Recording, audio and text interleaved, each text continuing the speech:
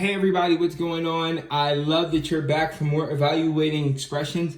I got a few more examples I just want to try out on you. I want to see how you function. I want to see what you do. So let's start with the first thing that we started with was very simple, very straightforward. Now let's start to add some more things in that can be a little bit more confusing, and let's solve it. Remember your rule number 1 and your rule number 2. I'm going to write these first.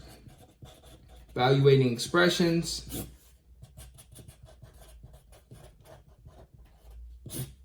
And we got rule number 1. Gonna write it on the side. Rule number 1.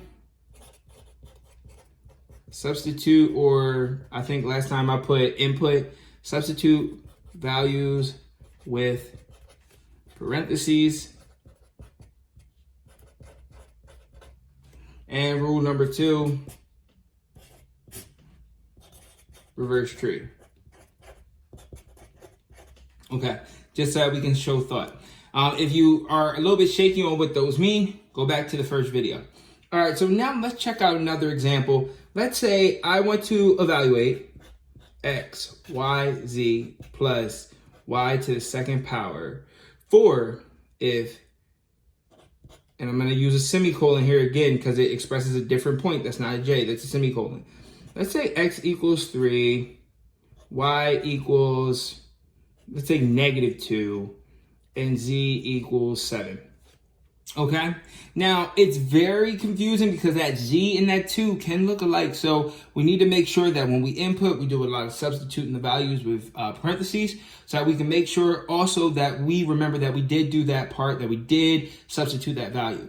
Okay, so x is 3, y is -2, z is 7, input it with parentheses, plus y squared, so that's -2 to the second power.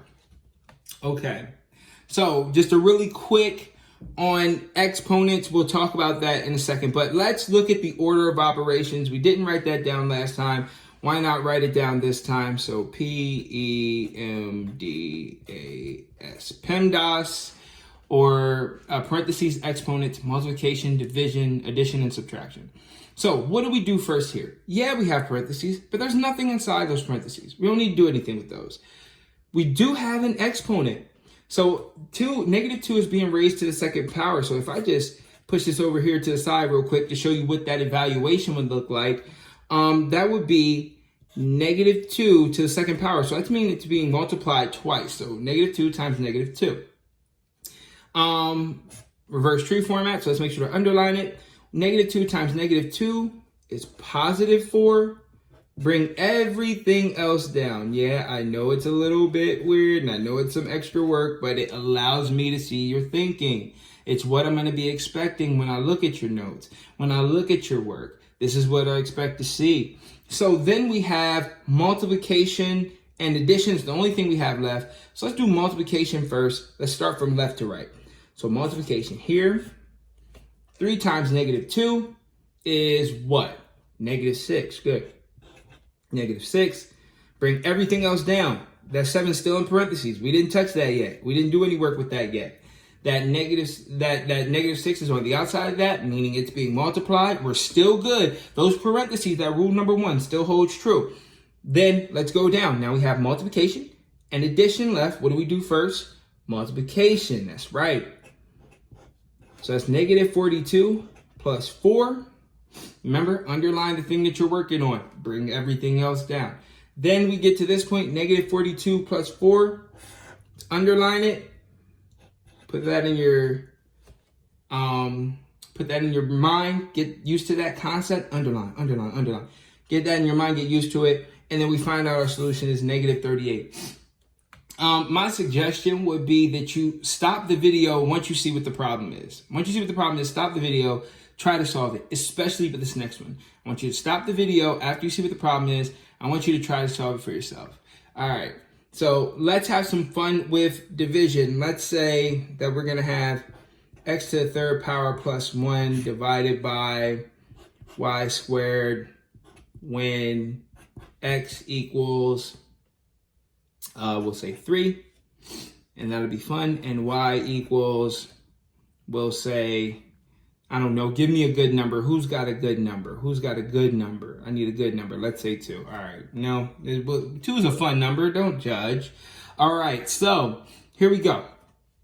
Let's input the value. So stop the video. Try to solve this for yourself, and then we'll see what happens. Cool? All right, let's go.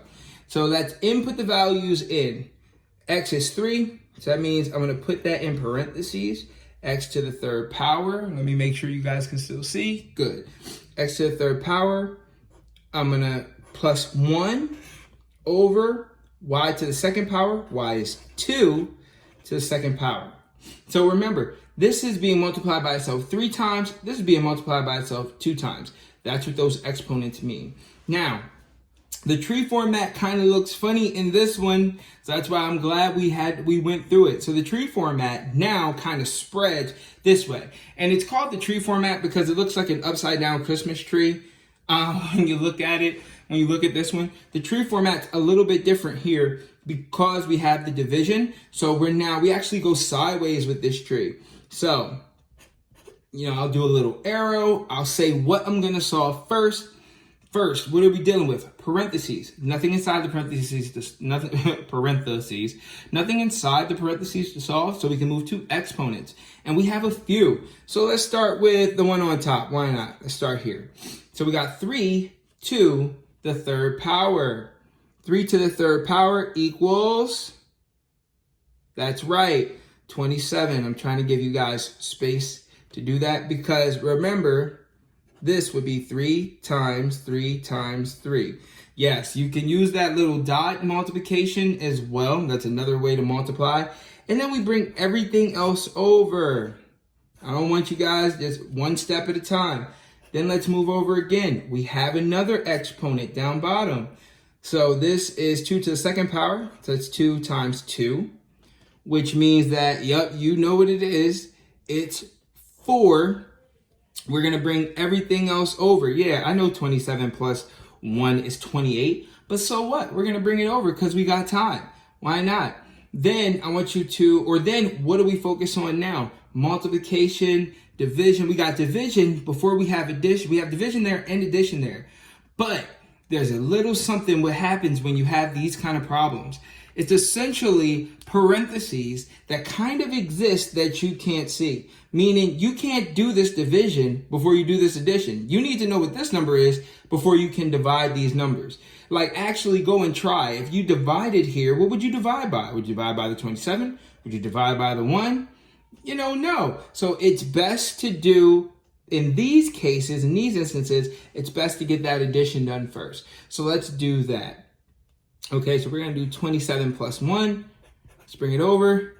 We're going to get 28 over 4. Does anybody know what 28 over 4 equals? Because now all we have left is this division. No need to underline because what will we underline? It can be confusing, especially because we have these lines. As long as I can see your thought, that's usually the most important part. So 28 divided by 4, I'm going to draw a line down and be a little bit fun with it. 28 divided by 4 equals 7. And then you circle your answer. So this was evaluating expressions part 2. And here you see some more of those instances where you can't intuit the answer. It's larger numbers. It's crazy. It's stuff flying everywhere. You can't intuit the answers. But with the proper process, with following rule number 1 and rule number 2, you can get to the answer, and you can get to the answer fairly quickly and fairly easily. This is Mr. Hutt. Y'all have a good day.